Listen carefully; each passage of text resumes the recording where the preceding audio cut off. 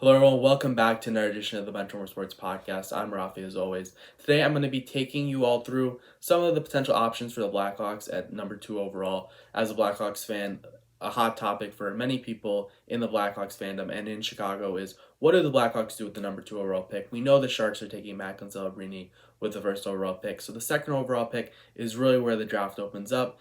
It's not as easy as last year where we just knew it was Connor Bedard. So I want to discuss 3 players that I personally am interested in the Blackhawks potentially taking at number 2 overall, and then I will also let you guys know who my preferred pick is at this moment in time.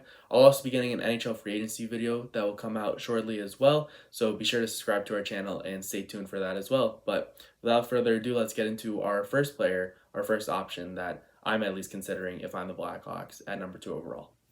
The first player I'd like to discuss is Ivan Demidov from Scott St. Petersburg. Last year, he put up 60 points in 30 games for their MHL team, so that's a junior league in Russia. He did play 4 games for the KHL team, SKA, but he didn't put up any points, got largely buried.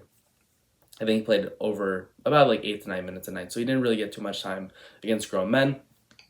He did put up very comparable numbers last year to former top 10 pick Matvei Michkov, who's currently playing in the KHL. And to many pro scouts is the, by and large, second overall prospect in many rankings. I personally think that he has the second highest ceiling in the NHL draft right after Macklin Celebrini. He has great puck handling skills. If you think like Patrick Kane level puck handling skills, that's how good he is with his puck handling. There's a lot of concerns about his skating, but personally, as a Blackhawks fan, I think skating is really important and something that the Blackhawks take very seriously. But his skating style, I don't think is a big problem. And again, too, the big thing is he's only 18 years old. There's a lot of things that can be adjusted and tinkered with. So I'm not too concerned about something with the skating.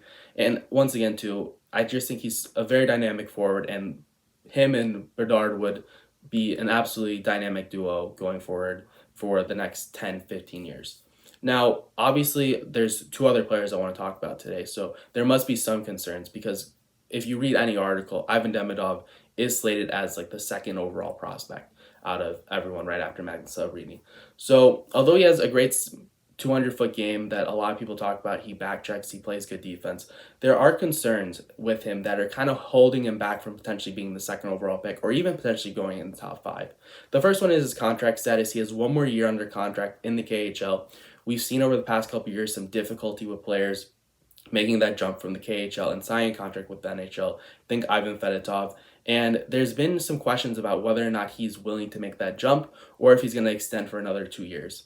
Personally, as a Blackhawks fan, if he's going to stay this final year and then come over to the NHL, I'm perfectly fine with that. Most prospects need another year or 2 to get more adjusted to playing professionally, and you don't really see many prospects make that jump immediately. So I wouldn't be too concerned if he takes another year to stay overseas in Russia before signing a contract.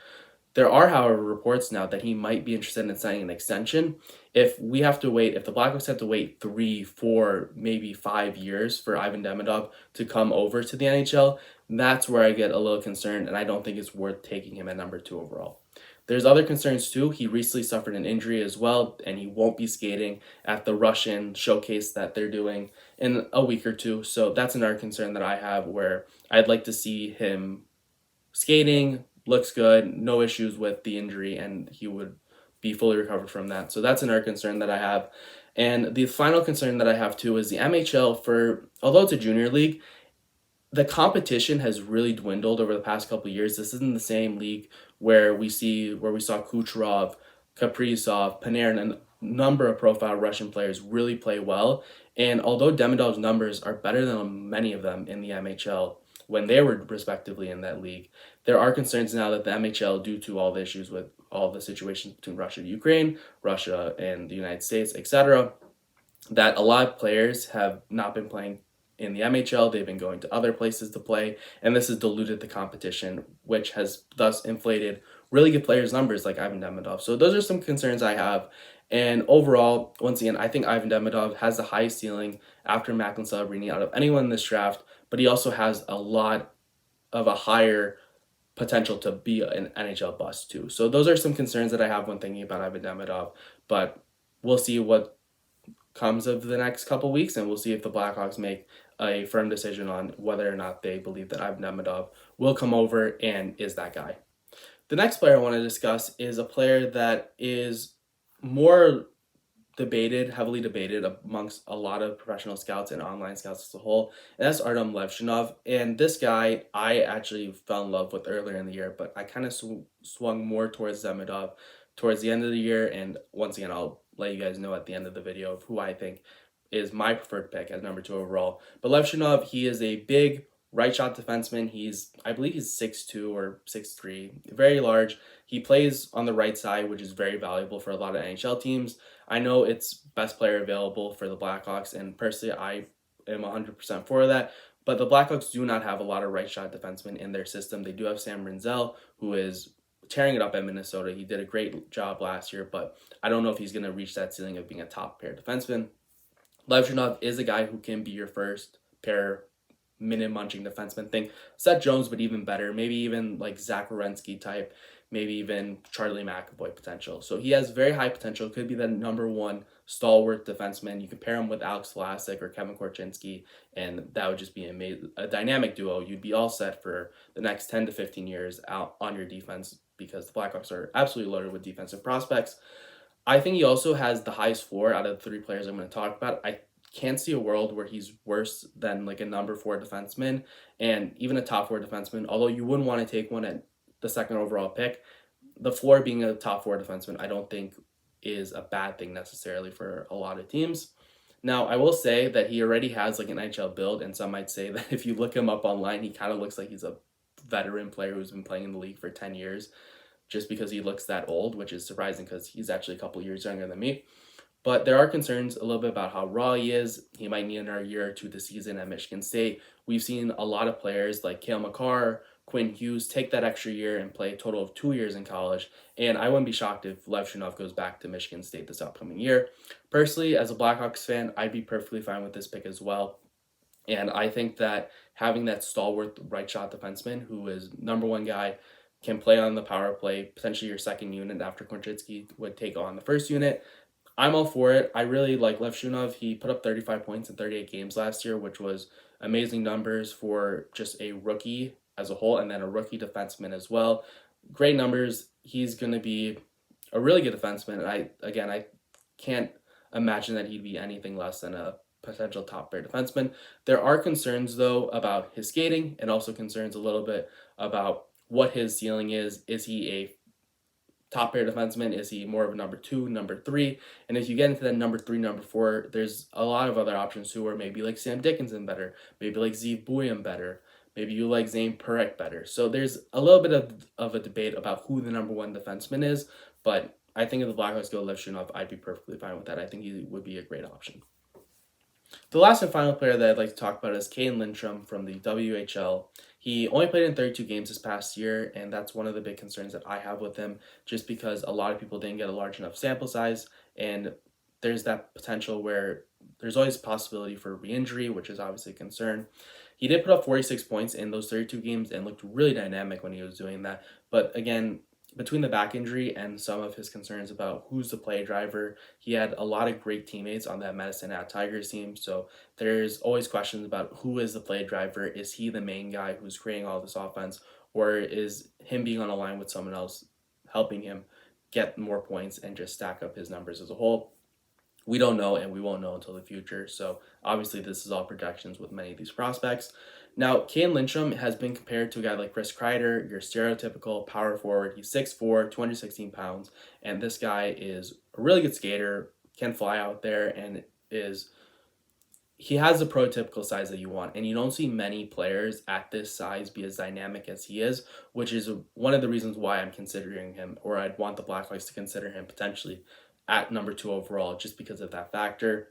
Now, again, Chris Kreider, if you're getting Chris Kreider, that's amazing.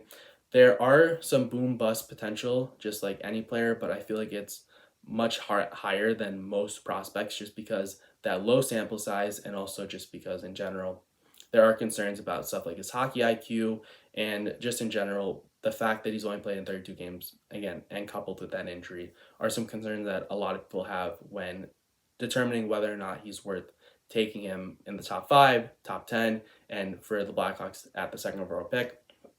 He does have a very similar profile to a guy like Kirby Doc, who the Blackhawks took 5 years ago, and I think the Blackhawks will certainly do a better job and not rush him.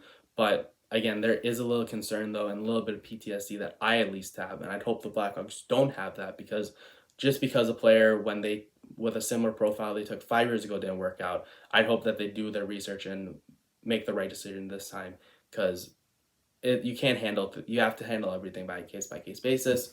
But once again, Kane Lyncham, a really good option for the Blacks at number 2 overall. I think this guy once again is high end a first line center. I think he's certainly going to be a center. I've seen everything that I've read and watched online has him profiled as a center from NHL scouts and just in people who just do a lot more draft coverage than I do. And at the floor, I think he's a third line center. But again, too, it's do you want to bet on the fact that do you believe he's going to be that first line center? Do you believe he's going to reach that potential? Or do you think he's going to bottom out and just be at best a third line center? So those are some debates that I'm sure the Blackhawks are having, and we'll see what happens with what they decide to do and where they rate a guy like Caitlin Lyncham. So now that I discussed the top 3 players that I personally like out of the players after Macklin Celebrini, I'm going to discuss now who I think the Blackhawks should take. And I really like Kyle Davidson's thought process of taking the best player available, and I've kind of tried to use that to the best of my ability. No pun intended. So when I'm looking at these 3 players, the first player that I kind of scratch off is Kane Lyncham. I didn't want to talk about him just because the Blackhawks have a very large lack of size in their forward group and in their forward prospects. So a guy like Kane Lyncham would provide the Blackhawks with something that they don't necessarily have. And personally, I think the Blackhawks are too early to really start to piece together, oh, we really need a power forward, oh, we really need this. I think as a whole, you just take best player available. Between the sample size and the injury and some concerns about his hockey IQ, I think Kane Lyncham is the third ranked player that I have out of these 3 players that I discussed. And I'm sure he's going to be a great player. And I hope that I'm proven wrong with all these prospects because I hope they all work out and are all amazing players. But I think he has a bit more of a larger bust potential than the other 2 players, Demidov and Levshunov. So for that reason, I kind of have him ranked as my third player out of the 3 players I discussed, which brings the big debate that many Blackhawks fans have discussed and have been having as a whole is Demidov versus Levshunov. Demidov potential to be a first-line winger, Demidov potential to be a number 1 right shot defenseman. Who do the Blackhawks go? Now, a lot of people that are in the Demidov camp are in the mindset of Bedard, you have Nazar and Moore, but neither of them, although they profile as top 6 forwards, neither of them have the potential or the ceiling as an Ivan Demidov does. Ivan Demidov can be a play driver as well. Again, a lot of people compare him to a Kucherov, a Rantanen, etc. of first-line winger, can control play, not necessarily style, but just where they play in the lineup, and they can control play. So then you'd have 2 game breakers. You could split them up or put them together. Think Blackhawks Dynasty days with Taves and Kane. That's why a lot of people like Demidov. Meanwhile, the other camp, Levshunov, a lot of people like him because partially out of need, which I already discussed need and why I don't think that's necessarily something you think about too much if you're Kyle Davidson. Levshunov, the only other right shot defenseman prospect that the Blackhawks do have is Sam Rinzel, who I think is more of a top 4 defenseman, not a top pair defenseman, although I'd love to be proven wrong. And Levshunov would certainly solidify what is already a really good prospect pool and under 22-year-old group for the Blackhawks defensively.